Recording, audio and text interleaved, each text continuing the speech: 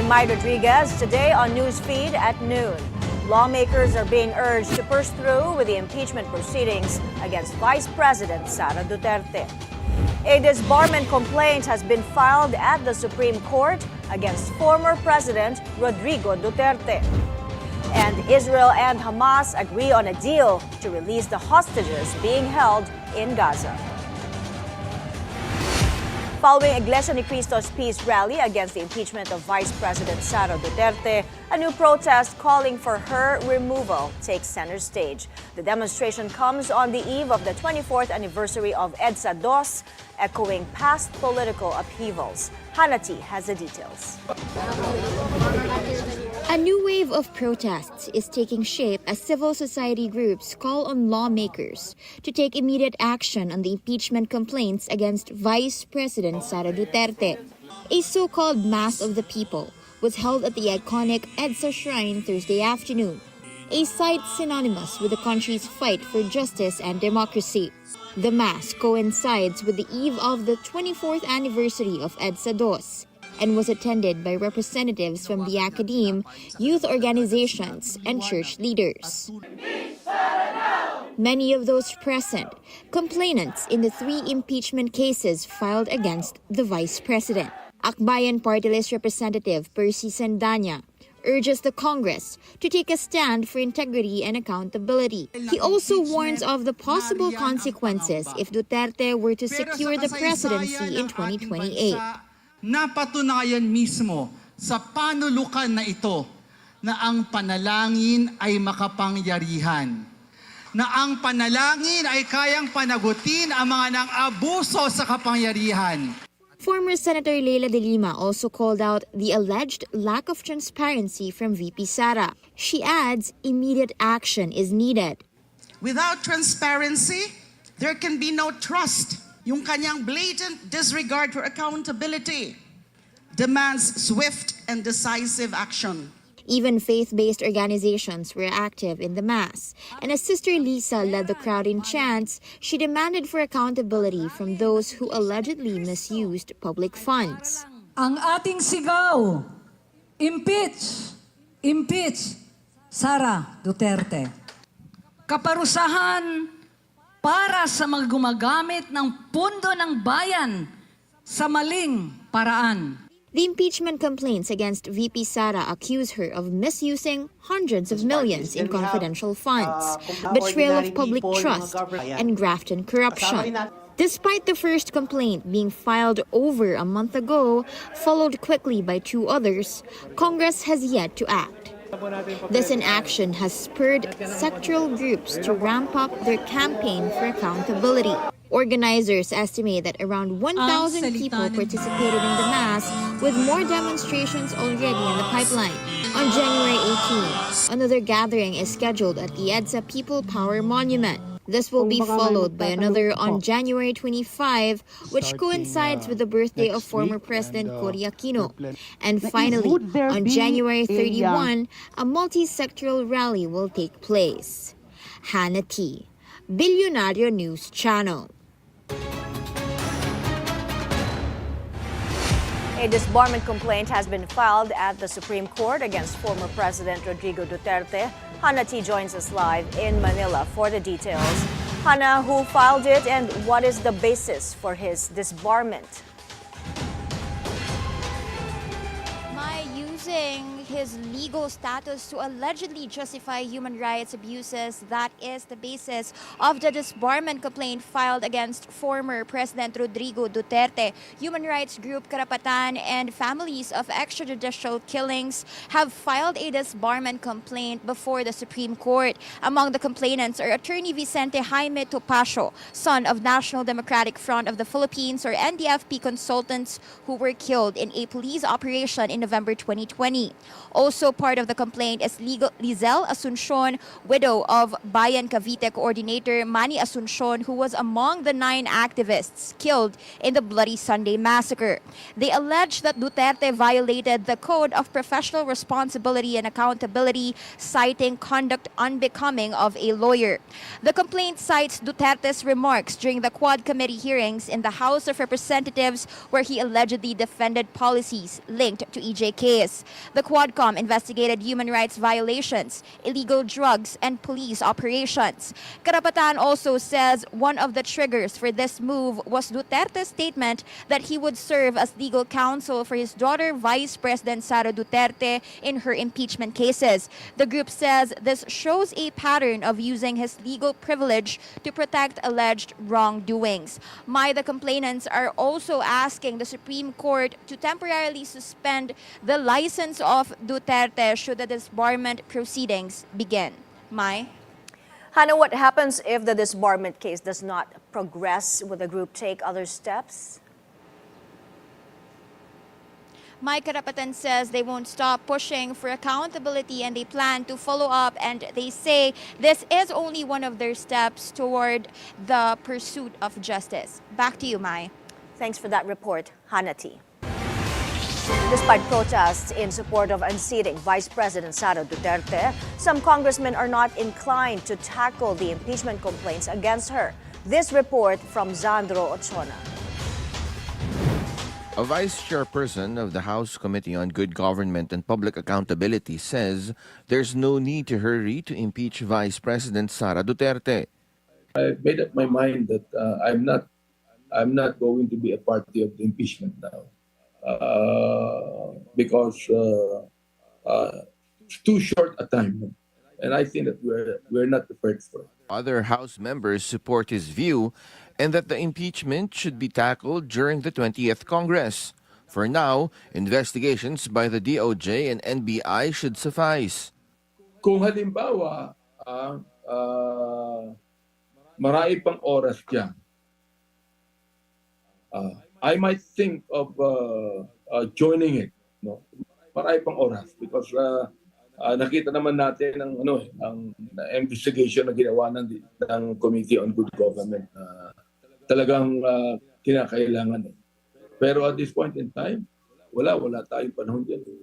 Instead of pushing for the impeachment, House members should look closely into the 3 complaints. We don't have to be in a hurry. Okay? We can investigate more. We could be able to be more sure. In the 20th Congress, we can be more sure of the impeachment rather than today. Another ranking official of the committee says the other route to expedite the impeachment process at the House with 1/3 vote from the members could be possible. However, some legal questions may need to be answered. Andun din kasi yung legal question na, di ba syempre magtatapos ang Kongreso, mag-e-eleksyon. Kaya pa ba nung panahon? Because kung i-file siya, pagkatapos mabibilang na yan at hindi siya makonsider na continuing, ibig sabihin pagkatapos ng election is it will be an entirely new Congress. Baka ibig sabihin nun mag-a-apply na yung 1-year ban.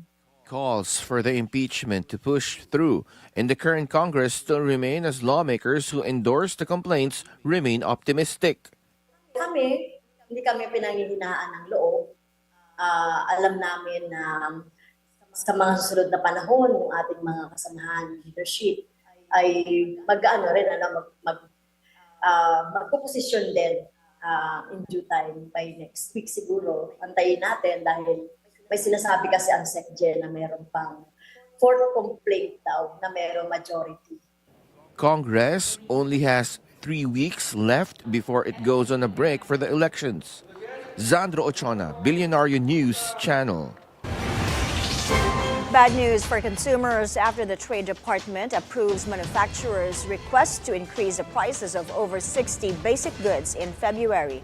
Trade Secretary Cristina Roque says the price increases are just minimal to below 10%. These include canned sardines, coffee, and powdered milk. Roque attributes the price adjustments to the increasing costs of raw materials and labor. Motorists need to tighten their belts even more due to another round of oil price hikes next week. Based on the estimates of the Energy Department, gasoline prices may go up around 1 peso and 35 centavos to 1 peso and 60 centavos per liter, diesel by up to 2 pesos and 60 centavos, and kerosene by up to 2 pesos and 50 centavos per liter. The agency attributes the increase to the U.S. and UK's new round of sanctions on Russian oil.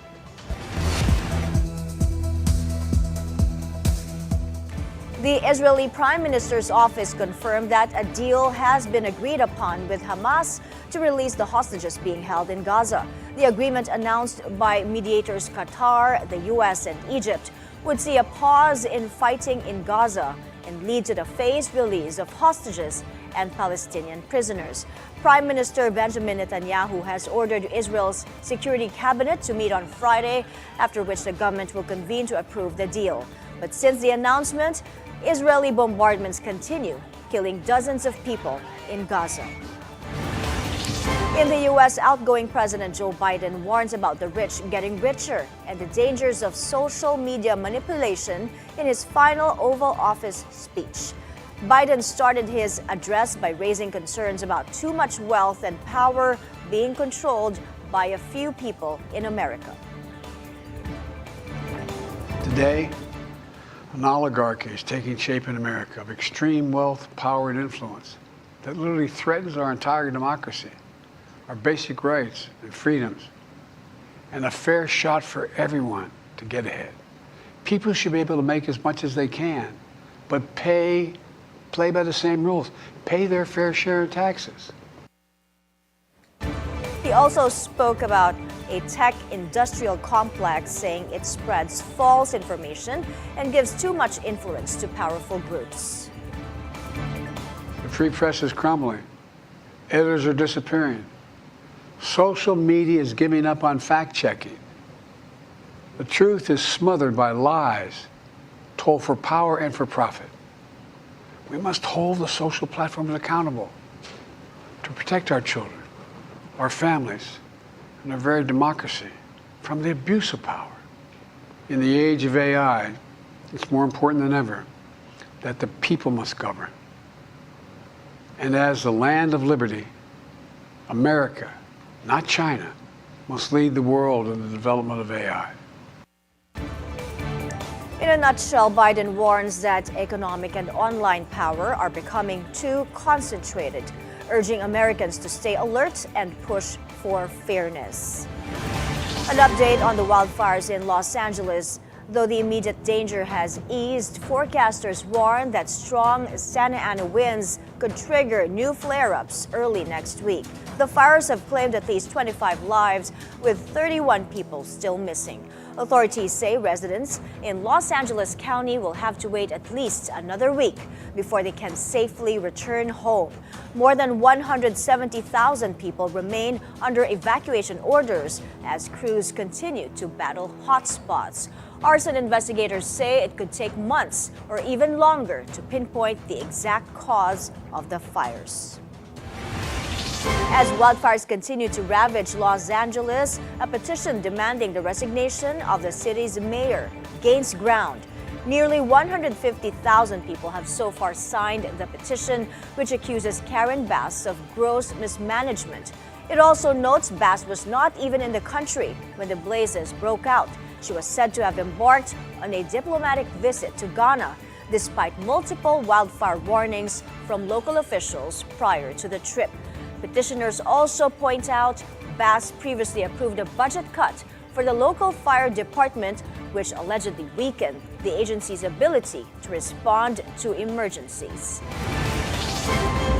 We're taking a break. Up ahead, the total resources of the country's financial system grow. The latest in business when Newsfeed at Noon returns. Stay with us.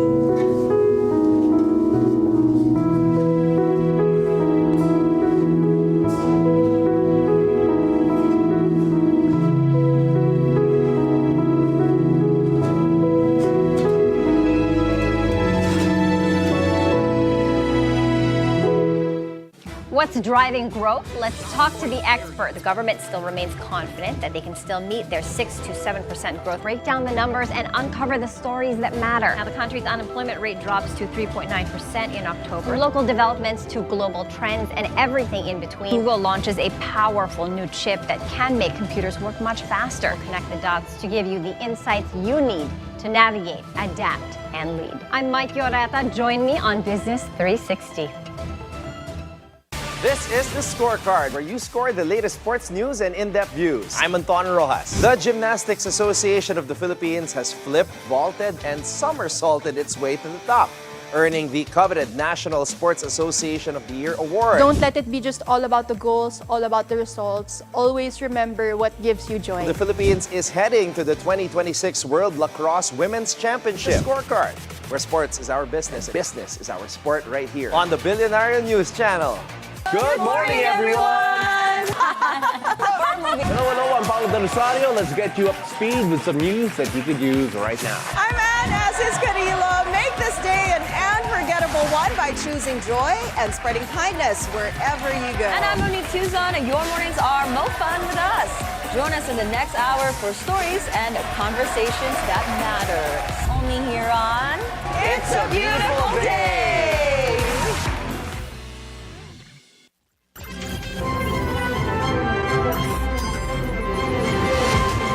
You're back on Newsfeed at noon. No Filipino should have to choose between health and high hospital bills. That's the assurance from PhilHealth amid growing concerns over costly medical care. The state health insurer responds to reports that many Filipinos skip hospital treatment because they can't afford it. This report by Agatha Gregorio. We can assure each and every member of PhilHealth that wag po kayong mag-alala, wag po kayong matakot pumunta sa ospital as a doktor. Sagot po kayo ng PhilHealth po. Rest assured. That response from PhilHealth after Senator Bongo listed cases of Filipinos put in harm's way due to fear of hefty medical bills. This includes reports of a man who died by the roadside in Cavite after choosing not to enter a clinic. A woman in Cebu City gave birth by the road as well, despite the arrival of an ambulance to take her to the hospital. Sa sobrang liit po ng counterpart ng PhilHealth sa ngayon, talagang karamihan po ay takot magpa-hospital. Sweldo natin ito kinakaltas po ito sa ating sahod. Pinaghirapan natin ito. Pinagpawisan natin sa ating sweldo. Dapat po mapakinabangan natin ito at may masasandalan tayo tuwing tayo ay nagkakasakit. At hindi tayo matakot magpa-hospital. Kung ginamit lang po sana ang pondo ng PhilHealth sa tama, hindi tayo aabot sa puntong ito. PhilHealth was given zero subsidy in the 2025 budget because, according to the president, the state insurer can use its billions in reserve funds. Senator Bongo also asked PhilHealth to make sure Filipinos know about their benefits. PhilHealth says its website is always updated, especially on increases in case rates. Through our benefit development protocol, we prioritize the case rates, which were actually the top burden of diseases or the top 10 leading causes of mortality and morbidity. That is composed of the pneumonia, cerebrovascular attack, the heart attack, and dengue, and then the rest.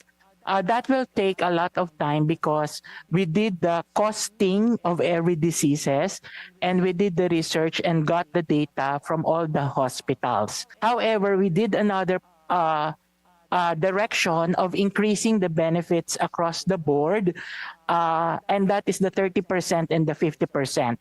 The health insurer also said hospitals with denied claims due to late submission may be paid soon. According to PhilHealth, as of December 2024, nasa more than 75% of our hospital already had a reconciliation ng 2024 accounts po nila. Meaning, ongoing po yung discussion sa kanila with the intention of making sure that itong claims na being claimed by our hospital, Mr. Chair, mababayaran po natin.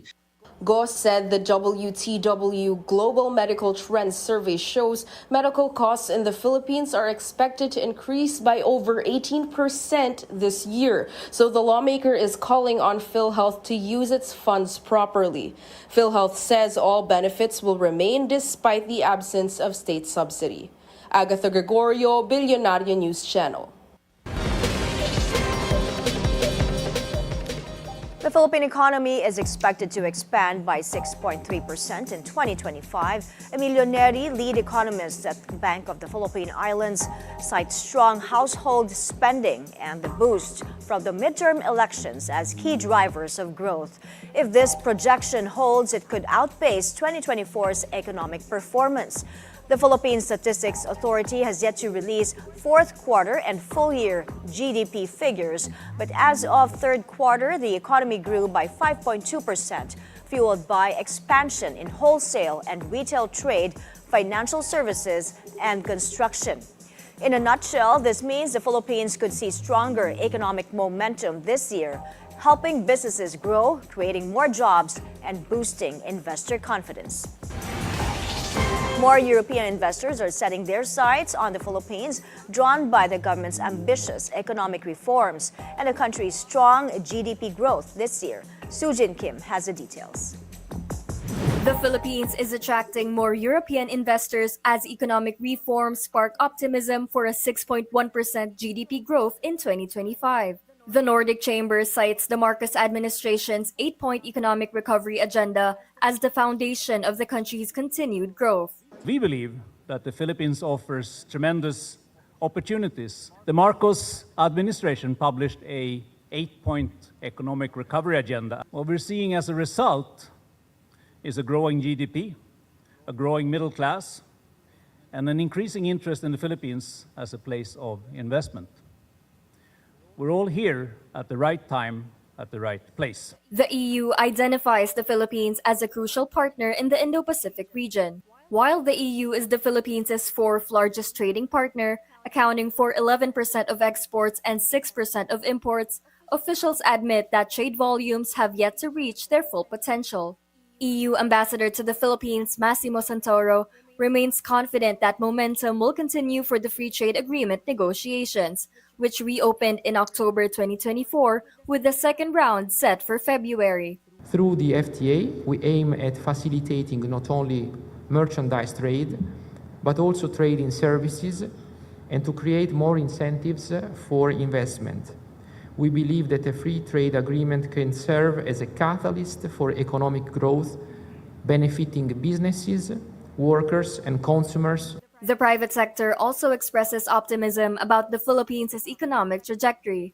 We are confident that the pickup in consumption and investments that we saw in the second half of last year can be sustained, mainly because the drivers of private sector demand remain very much intact. We're optimistic on the growth trends. The inflation shocks, we think, are largely behind us. The Philippine economy is expected to grow by 6.1% for 2025, driven by domestic consumption and investments. We have also seen key economic reforms and liberalization efforts that aim to improve the business environment in the country that are starting to bear fruit. Reforms such as the Create More Act, simplified IPO processes, and the removal of the minimum broker's fee are already showing impact.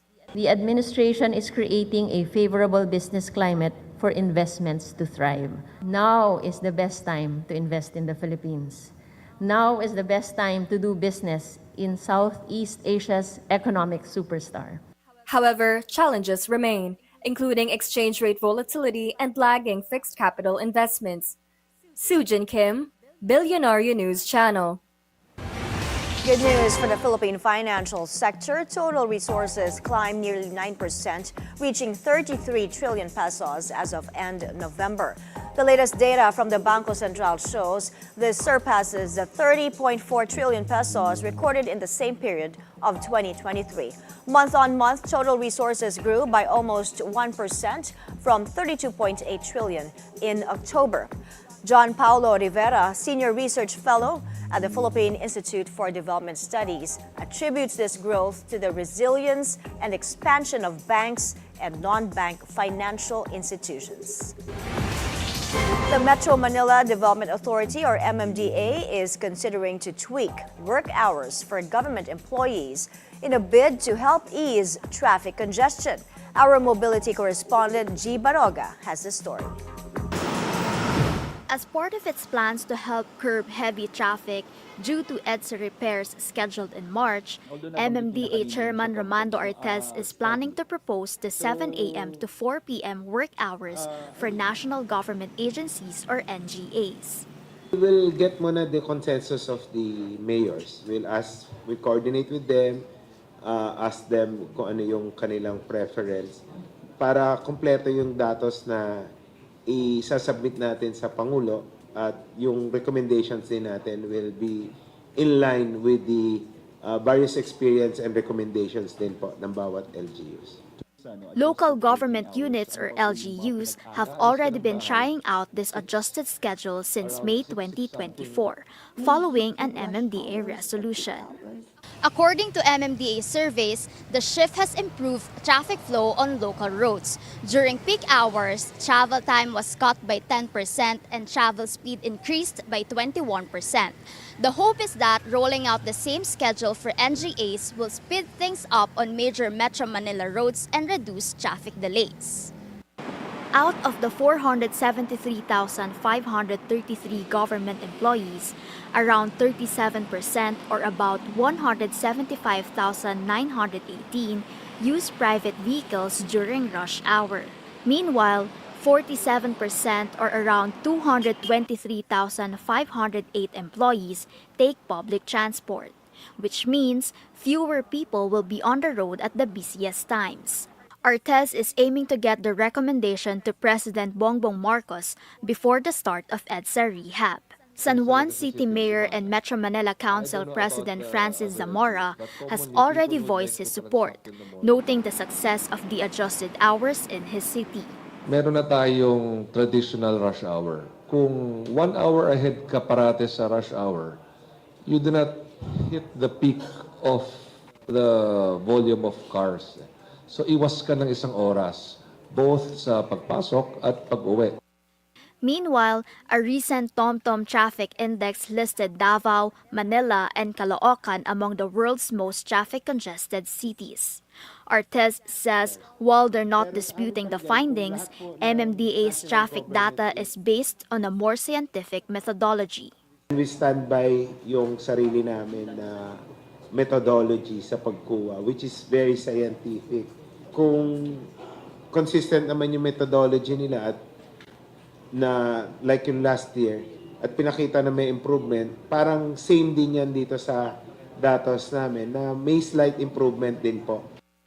TomTom's 2023 report ranked Metro Manila traffic as the worst in the world. For BNC Mobility, G. Baroga. Bilyonaryo Jaime Augusto Zobel de Ayala underscores the importance of inclusive growth in today's global economy. Speaking at the GIC Insights Conference in New York, he emphasized the need for economic inclusion amid the rapid rise of artificial intelligence and growing social and economic inequalities. The Ayala Corporation chairman believes that promoting inclusion ensures no one gets left behind as technology and global markets evolve. This highlights the need for the Philippines to balance technological advancement with job security, ensuring workers benefit from economic progress. Meanwhile, the Federation of Free Workers warns up to 5 million Filipinos could lose their jobs this year due to AI's impact on local industries. Up ahead, a major breakthrough for the space company of Jeff Bezos as it launches its first rocket into orbit. We'll give you a look after the break.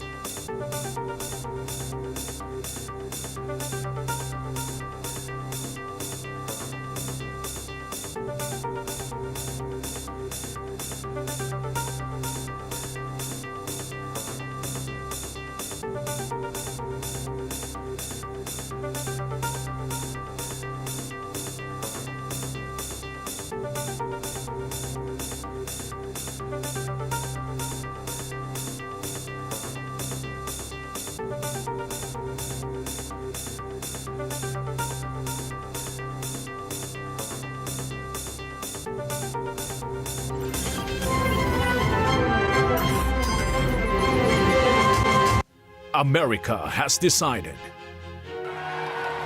We will make America proud again.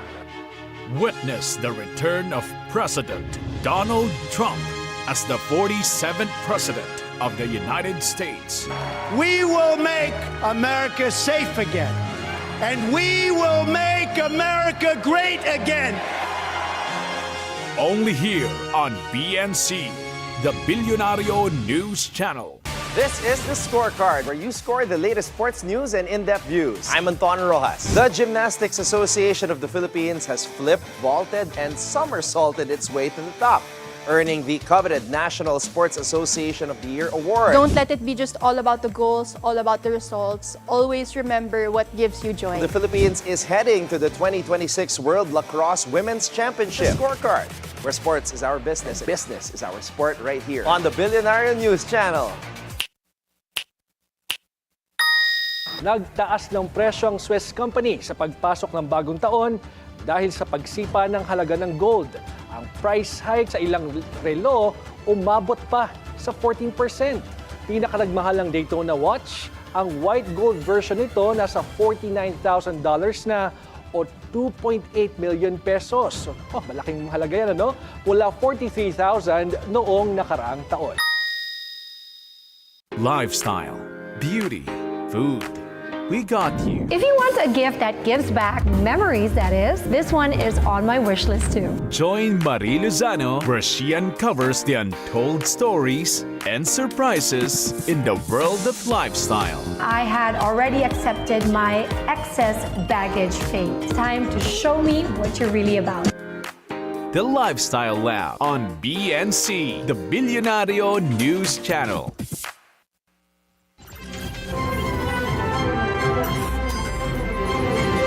Welcome back to Newsfeed at noon. Here's another look at the headlines. Lawmakers are pushing or are being urged to push through with the impeachment proceedings against Vice President Sara Duterte. A disbarment complaint has been filed at the Supreme Court against former President Rodrigo Duterte. And Israel and Hamas agree on a deal to release the hostages being held in Gaza. Senators are seeking answers as to how the Trade Department will implement the country's vape law, but the agency's chief was absent during the hearing. Pierre Pastor reports. I just assumed that when I was told she would be here, she would be here. So I'm extremely disappointed, Secretary Roque, that you do not take the Blue Ribbon Committee hearing seriously. I suggest you talk to your lawyers and find out what your next move will be, because this is not a simple matter. It clearly tells the whole country that DTI should not be handling this matter. Senator Pia Cayetano could not contain her disappointment over the absence of DTI Secretary Cristina Aldeguer Roque at the hearing of the Blue Ribbon Committee on the vape regulation law. The vape law aims to regulate the distribution and use of vape. The vape law aims to regulate the distribution and use of vape or any electronic nicotine delivery system, amid claims these are hazards to health. The senator wanted clarity on which agency should handle the implementation of the vape regulation. She questions the capability of the Department of Trade and Industry, noting it has no capacity to test the consumables or safety contents of the vapes, unlike the FDA, who have doctors, chemists, and toxicologists. The senator got more irked because the DTI secretary sent a director-level representative to attend the hearing on her behalf. I can tell how important an issue is by the level of the person you send here. So when the secretary appears, thank you. That means pinapahalagahan niyo yung issue. Padala ka ng USEC, thank you pa rin. Kasi USEC yan eh. Pero director, no offense, no? I mean, you could be extremely qualified. You may have a PhD. Good for you. But in terms of your decision making, malayo ka dun sa top. In the investigation, it was also revealed that the DTI took a Chinese company to test the vape products before these are sold in the market. So bakit tayo sa China nagpapatest ng health? Samantalang lahat ng naririnig kong the few instances that come to my mind, naalala mo yung gatas ng babies na may melanin, sa China galing yon. Tapos kung ano-ano sa China, tas doon tayo nagpapatest. Ang taas naman ang standard natin para sa health ng mga kababayan natin. Yes, Madam Chair. So when I came in... tayo, kaya tayo sa China? DTI Secretary Cristina Aldeguer-Roque told BNC why she couldn't make it to the hearings. I went to the Palenque, I went to the interview of the OFW, then I went to John Vic Remulla, and then I came here. So all of those were squeezed, yeah. So actually I informed her people that I wasn't sure of going, but I would try to go. But because of the traffic from Pasig to... It wasn't possible, but anytime I can be interviewed for the vape and anytime I'm always here, it's just that they also informed me last minute and they're also pressing, issues like the bigas. Senator Cayetano also criticized the tobacco industry for belittling the health policies through misinformation by normalizing harmful products. She calls for a unified action, stressing the DOH should be the lead agency in the implementation of the vape regulation law to ensure that public health is prioritized. Pierre Pastor, Bilyonaryo News Channel. Mexican authorities intercept 3 boats near the coast of Cabo San Lucas on Wednesday. They were able to seize more than 2 tons of cocaine. Mexican authorities say 9 people were arrested. The suspects and the confiscated drugs were handed over to the prosecutor's office. Blue Origin's New Glenn rocket successfully lifts off from Florida, a major breakthrough for Jeff Bezos' space company as it joins the race to dominate the satellite launch industry. This marks New Glenn's first mission to space, a decade in the making and funded by a multi-billion-dollar development effort. On board the rocket, the first prototype of Blue Origin's Blue Ring vehicle, a spacecraft designed for satellite servicing and national security missions, with plans to sell it to the Pentagon and commercial clients. The successful launch puts Blue Origin in direct competition with Elon Musk's SpaceX, which currently dominates the market for satellite deployments and military space contracts. With countries and companies rushing to expand satellite networks, the global space race is intensifying, and private companies like Blue Origin and SpaceX are now competing for billions in defense and commercial deals.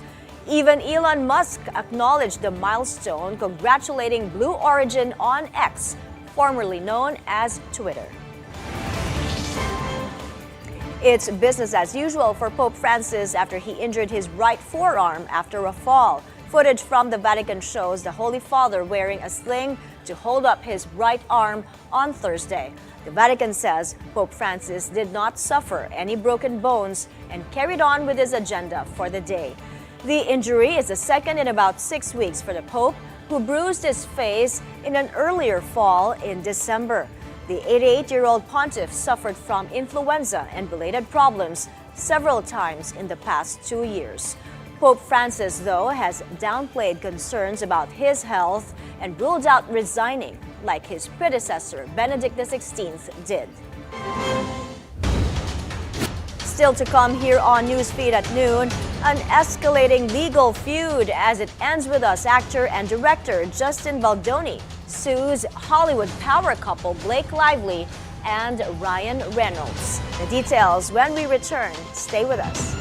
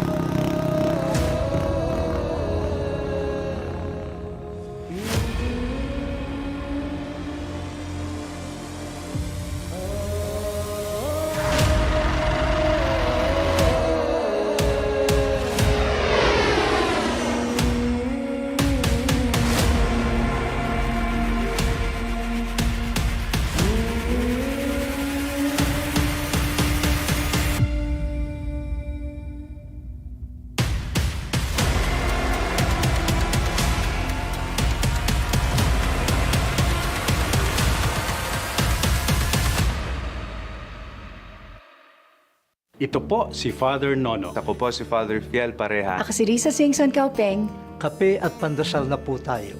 Ito po si Cardinal Chito Tagle.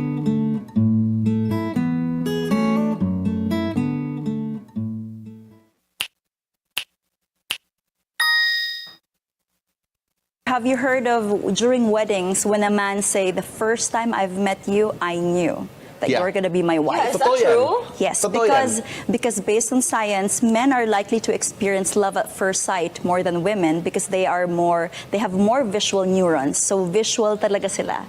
So they could actually find a wife by just like, falling in love at first sight.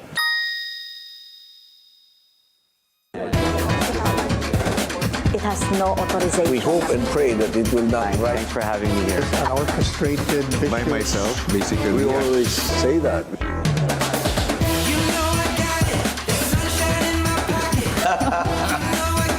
It depends. A well-concerted effort. Perhaps I can reiterate. My greatest beefsteak. Iba pa tayo.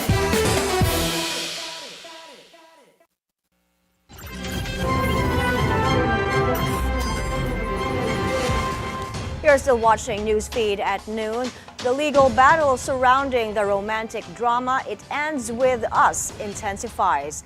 In the latest development, actor and director Justin Baldoni sued his co-star Blake Lively and her husband Ryan Reynolds for alleged defamation and extortion. The lawsuit, filed in New York, seeks at least $400 million for damages.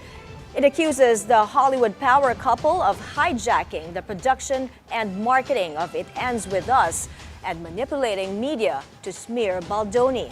Last month, Lively filed a complaint against Baldoni for alleged sexual harassment. Baldoni later sued the New York Times for libel, claiming the paper worked with the actress to destroy his reputation. Visionary American filmmaker and Oscar-nominated director David Lynch has died. He was 78 years old. A statement from Lynch's family posted on the director's Facebook page confirmed his passing on Thursday. Lynch became known for his complex and bewildering films with his style of filmmaking described by Vanity Fair magazine as weird, creepy, and slow. Among his classics, Mulholland Drive, Blue Velvet, The Elephant Man, and the original 1984 Dune movie. Lynch was also co-creator of the groundbreaking TV mystery crime series Twin Peaks. Here's something for Marvel fans. The Man Without Fear is returning to the small screen soon. Charlie Cox once again portrays the vigilante/lawyer in Daredevil Born Again. The teaser sees Matt Murdock going face-to-face with his nemesis Kingpin. Most of the cast from the then Netflix series are also returning for the show, including John Bernthal as the Punisher. Daredevil Born Again premieres on Disney Plus March 4. Here's a look. A lot of time has passed. By the look of it, you've come up in the world. I could say the same about you. The mayor serves his city. I can see you're not entirely convinced. Can you blame me? I can't shake the feeling that you're gaming the system. Why did you stop being a vigilante? The line was crossed. It's hard to come to terms with a violent nature. Hating the power it has over us.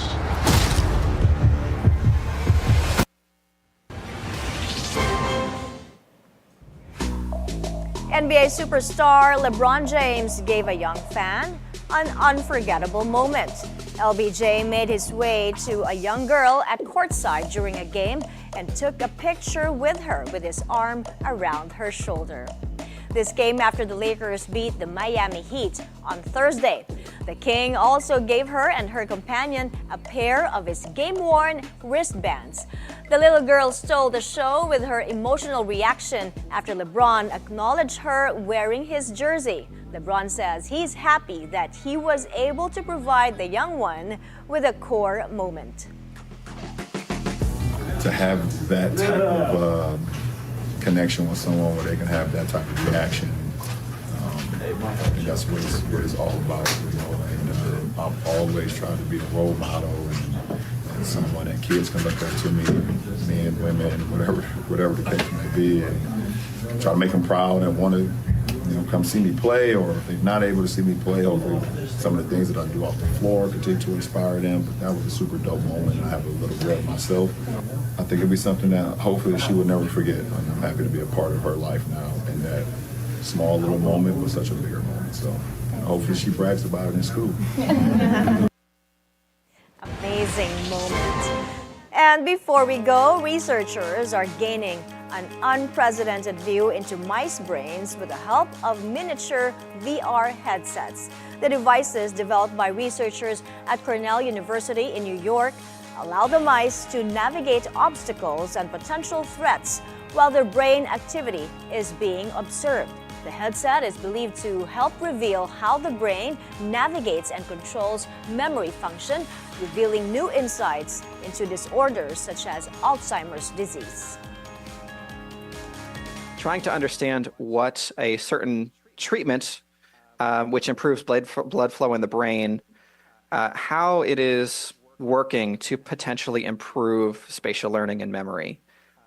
So in order to study what this treatment is doing, we need to use a very powerful microscope and head fix Alzheimer's disease mouse underneath the microscope, and then put it in a situation where it can navigate an environment so that we can assess its spatial learning and memory. When it's head fixed, obviously the animal cannot actually move around, but this is where the trick of VR comes in, where even though an animal is head fixed, it can still navigate a virtual environment. So having a VR system is very enabling for translational neuroscience. And those are the news this hour. I'm Mai Rodriguez. Keep it here on the Bilyonaryo News Channel. Good afternoon and happy weekend.